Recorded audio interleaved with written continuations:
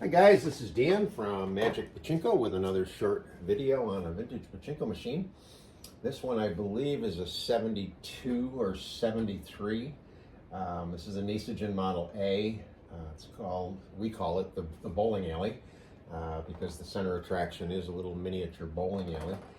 This was the first, basically the same machine, not this one obviously, but the first one I ever owned was a Nishijin Model A with a bowling alley in it. And I cleaned it all up, got it working really well.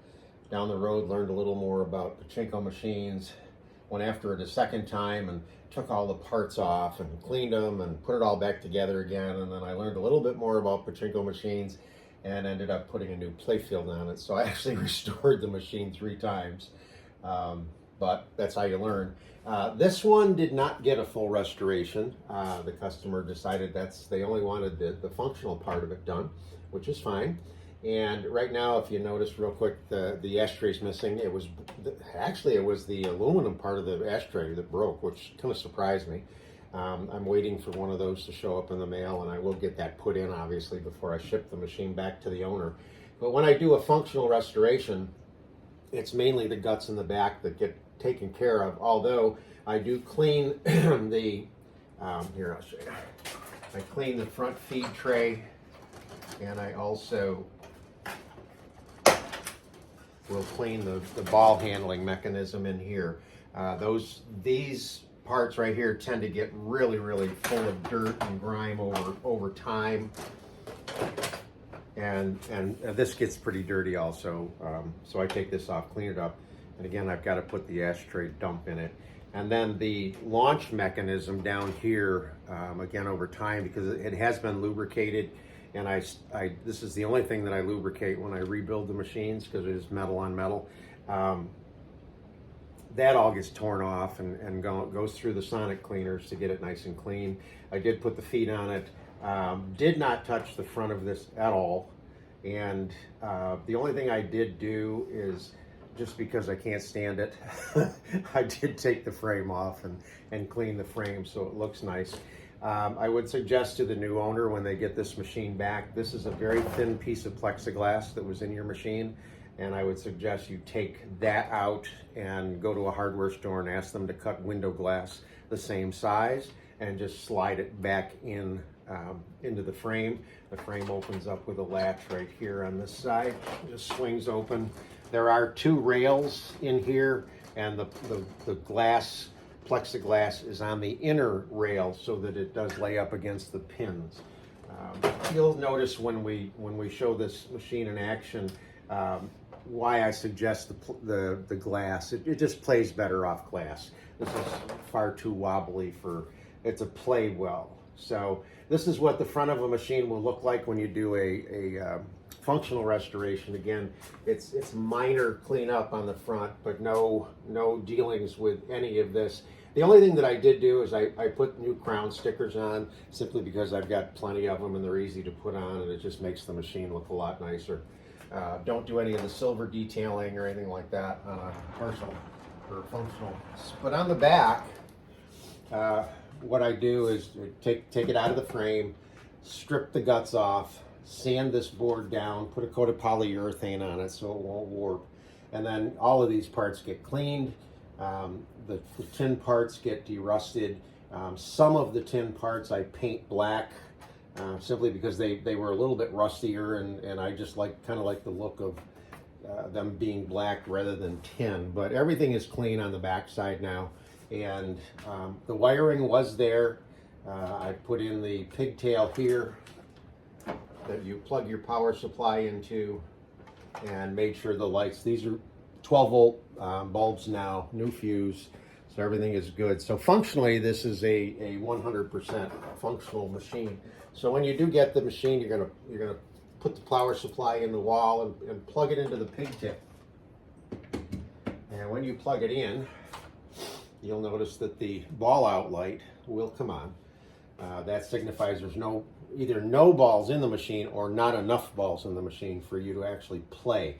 That is dictated by this little leaf switch here. And when there's enough balls in the machine, this gets weighted down and the little arm comes off of the switch and it will turn the light off. So that's how that works. So the really important thing on a Model A, and I'll bring this in so you get a good look at it, is right here. And if you notice, this says shut and open. And when it's down, it's open. When it's up, it's shut. And you want to make sure that that is shut. What it does, I can never do this one-handed, excuse me. There we go. If you look in here, you'll see the two brass fingers that are in there. So when it says open, it lifts them up out of the way. And when it's shut, it puts them down. So you want to make sure that that says shut before you try to load the machine. So we'll put it on shut. What that does is when you load the balls in, it stops them in the jackpot rather than letting them flow out of the machine. If you ever wanted to get the balls out of the machine, then you would just push this down to the open and it would just run the balls out. They come right out a chute down here. And you would need some sort of a little box or something down here to catch them. So with it being in the shut position, take a handful of balls.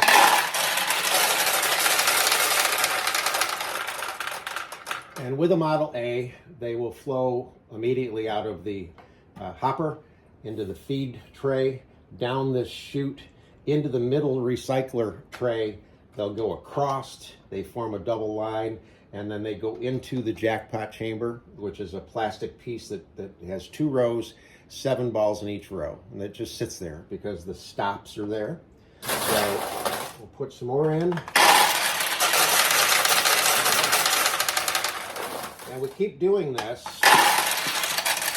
Okay, so now you notice that there's no balls now flowing down into this tray. So right now, it's a minimal amount of balls. There's enough balls down in here, but there's not enough balls in the rest of the system. So you want to continue to fill this. And if you have gotten 500 balls, you're going to want to put 450, 475 of them right here. Now the machine will automatically, based on how many balls are here, automatically let balls flow into this tray or not. That's automatic. So you can fill this tray right up.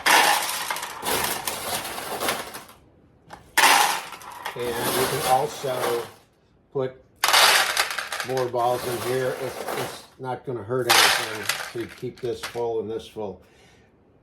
The losing balls on a recycler, this is where the exit or the drain hole is, and they come right back into here and refeed the jackpot. On a Nishijin Model B, the balls fall right out of the machine, so it's a resupply all the time. This one you don't have to resupply it all that often because all the losing balls come in here. If this tray gets too full of balls, there is an overflow feature. The ball would drop and come out the front. So if you hear balls coming out the front for no apparent reason, it's because this thing is too full.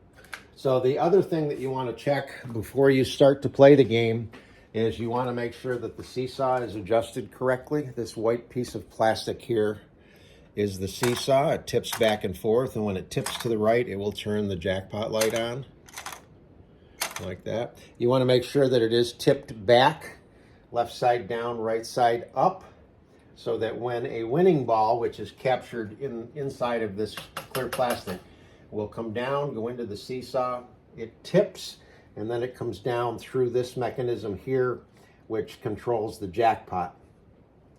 Okay, so again, the winning ball is going to come out the front, and let me rephrase that. The winning balls come out the front, but the ball that you use to bet with, to win with, also is returned to you on a Model A.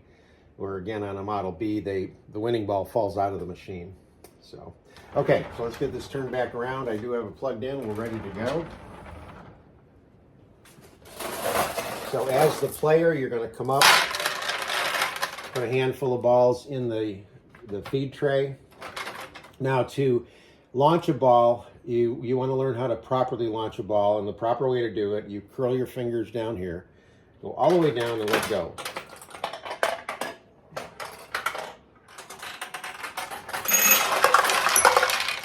Okay, so what you heard a little ding and a ball come out down here. That was the ball that I launched. You also saw 14 balls come out of here and the light up. So that's what you expect when you do get a win, and that's because it went right down through and into the bowling alley.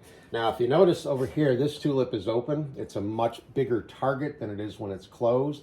So you want the ball to come over and drop down in this area. And if you go all the way down and let go, the ball will come over onto the right side. And you'll get the win. Now, occasionally, if you go down through the middle, which is the ideal situation, the tulip on the right will be, the tulip on the left will be open. So what you want to do is, again, go all the way down so that properly loads the ball, but then you can let off a little bit on your pressure here, and then it will stay on the left side, depending on where the tulips are open. But ideally, you want the balls to drop right down through here. So let's see if we can launch a few more and get a couple more wins.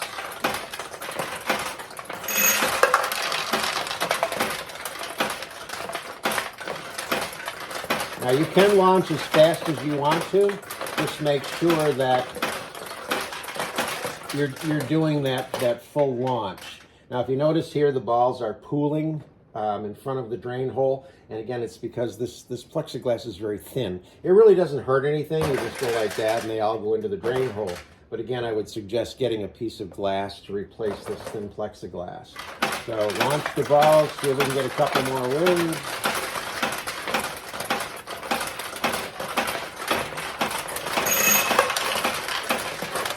There we go. Ah, right in. See, it did go into a tulip that's closed.